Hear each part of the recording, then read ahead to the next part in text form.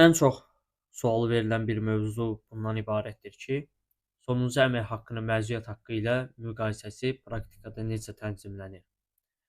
Bildiyimiz kimi də Əmək Məcəlləsinin 111-ci maddəsinə əlavə edilən bir məsələ oldu. Sonuncu əmək haqqından az olmamaqla ifadəsi. İşçi məzuniyyətə çıxdığı zaman ona müəyyən bir məziyyət haqqı hesablanır. Və burada biz iki dənə məsələni əsas götürürük. Birincisi budur ki, orta əmək haqqı əsasında hesablanmış məzuniyyət haqqı. Bir bu.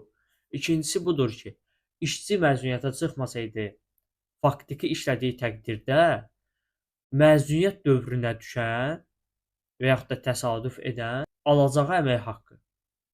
Bu iki dənə nüans önəmlidir. Qayda da bunların üzərində qurulub bir növ. Qayda bundan ibarətdir ki, əgər orta əmək haqqı əsasında hesablanmış məzuniyyət haqqı işçinin məzuniyyətə çıxmadığı halda işlədiyi, yəni təqdirdə məzuniyyət dövrünə təsadüf edən tarixlərdə normal qayda ilə alacağı əmək haqqıdan böyük olarsa, biz işçiyə orta əmək haqqı əsasında hesablanmış məzuniyyət haqqını veririk. Yox, əgər bunun əksi olarsa, məzuniyyətə çıxmadığı halda, yəni məzuniyyət dövrünə təsadüf edən tarixlərdə alacağı əmək haqqını veririk. Məsələ qısa və konkretdir, yəni elə də çətin və mürəkkəb deyil.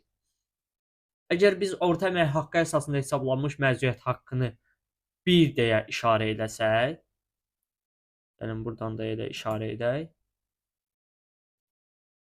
Bunu 1 deyə işarə etsək, işçi məzuniyyətə çıxmadığı halda, yəni məzuniyyət dövrünə təsadüf edən tarixlərdən normal qaydada işlədiyi təqdirdə alacağı əmək haqqını 2 deyə işarə edəsək, əgər 1 2-dən böyük olarsa, biz 1-i işçiyə veririk. Yox, əgər 2 1-dən böyük olarsa 2-ni veririk. Hansı böyükdürsə onu veririk. Qısa və konkret. Məsələmizdə də baxsaq, bunu görürük ki, işçi 6 və 13 fevral tarixlərində 2026-cı ildə 8 günlük təqvim günü əlbəttə ki də əmək məzuniyyətindən istifadə edəcək. İndi fərz edək ki, 12 ay ərzində, son 12 ayda əmək haqqısı aylıq olaraq 1000 manat olub. Əgər bu belədirsə, deməli 12-ni vururam 1000-ə. Müəyyənləşdirirəm ki, 1 il ərzində ümumi olaraq 12.000 manat əmək haqqı əldə edilib. Və Əmək Məcəlləsinin 140-cı maddəsinə uyğun olaraq da mən müəyyənləşdirməliyəm ki, bir təqvim günündən nə qədər məzuniyyət haqqı düşür. Bunu da rahatdır əlbəttə ki də 12.000 manatı bölürəm 12-yə. Birinci tapıram 1 aya nə qədər belə deyək də məzuniyyət haqqı düşür.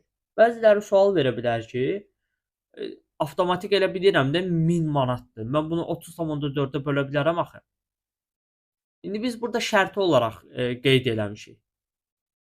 Ola bilərdi ki, burada aylar üzrə fərqli əmək haqqı alıb müəyyən səbəblərdən.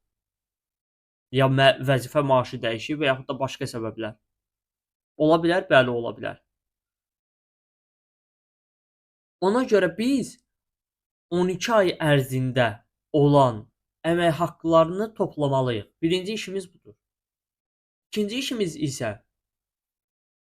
12 aya bölməliyəm, müəyyənləşdirməliyəm ki, yəni aldığım rəqəmi 12 aya bölməliyəm, müəyyənləşdirməliyəm ki, 1 aya nə qədər məzuniyyət haqqı düşür? Yəni 1 aylıq şəxsi mən məzuniyyəti buraxsam, nə qədər məzuniyyət haqqı düşür? Daha sonra isə aldığım rəqəmi isə 30,4-ə bölməliyəm. Niyə? Çünki bu belə deyək də miladi təqvim məsələsidir ki, əlbəttə ki də burada 30,4 yəni bir günün əhatə eləyir. O rəqəm də harda alınır? Onu da qısaca və net izah eləyək. Bildiyiniz kimi də yəni 1 ilimiz 365 gündür. Onu 12-yə bölsəm, yəni 12 aya bölsəm 30,4 alınır. Yəni bu standart bir rəqəmdir. 12.000 də böldüm 12 aya, onun aldığım nəticəni də böldüm 30,4-ə. Tapdım ki, bir təqvim günü üzrə məzuniyyət haqqı 32 manat 89 qəpikdir. Bura qədər yaxşı. Daha sonra Axı demişəm axı mən 8 təqvim günü ərzində işçi məzuniyyətə çıxacaq. Neynirəm? Gəlirəm 32 manat 89 qəpik vururam 8-ə. Müəyyənləşdirirəm ki, ümumi olaraq mən işçiyə orta əmək haqqı əsasında hesablanmış məzuniyyət haqqı 263 manat 16 qəpikdir. Yəni mən bunu verəcəyəm. Bu məsələnin birinci tərəfi. Gəlin burada qeyd eləyək. 263 manat 16 qəpik. Biraz səliqəsiz oldu. Üzrlü sayın. Daha sonra növbəti işim ikinci punktla əlaqəlidir. Yəni işçi əgər məzuniyyətə çıxmasaydı, nə qədər maaş alacaqdı, əmək haqqı alacaqdı bu məzuniyyət tarixləri aralığında? Əvvəlcə bunun üçün istehsalat təqviminə baxıram. 6-13 fevral tarixləri arasında nə qədər iş günü var? İndi əlbəttə ki də bu müəssisənin 5 günlük və yaxud da 6 günlük işləməsi ilə bağlı burada təsir var. Ola bilər ki 5 günlük ilə işləyirsə müəssisə 6 gün. İndi biz 6 gün burada qeyd eləmişik. 6 günlük ilə işləsə 7 gün olur. Yaxşı. Və bilirəm ki fevralda da ümumilikdə 23 gün var. İndi biz 5 günlük ilə götürmüşük deyə 23 günüdür. Bu halda işçi məzuniyyətə çıxmadığı halda alacağı əmək haqqı nə qədər olur? Biz birinci bunu tapmalıyıq. İlkin olaraq işçinin bir iş gününə düşən əmək haqqısı müəyyənləşdirməliyik. Bunu tapmaq üçün də bir ayda standart vəzifə maaşı nə qədərdir? 1000 manat. 1000 manatı bölürəm həmin ayda olan iş günlərinin sayına 20-yə. Onu isə vururam neçəyə? 6 iş gününə. Niyə? Çünki 6-13 fevral tarixləri arasında 6 iş günü var. Müəyyənləşdirirəm ki, işçi əgər məzuniyyətə çıxmasa, bu tarixlər aralığında işləsə 300 manat əmək haqqısı var. Yəni bu tarixlər aralığında işləsə əgər. 6-13 fevral tarixləri arasında işləsə. Bunu da gəlin bura bu hissəyə yazıram. 300 manat. Səliqəsiz oldu. Daha sonra müqayisəmi aparıram. Qayda bizə nə deyirdi? Deyirdi ki, birinci ikincidən böyük olsa birincini verirsən, ikinci birincidən böyük olsa ikincini verirsən. Hansı böyükdürsə onu verirsən.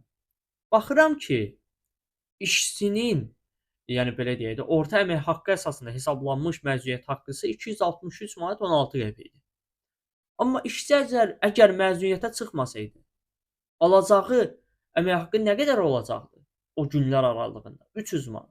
Deməli 300 manat 263 manat 16 qəpikdən çoxdur. Belə olduğu təqdirdə biz işçiyə 263 manat 16 qəpik deyil də 300 manat məbləğ ödəyəcəyik.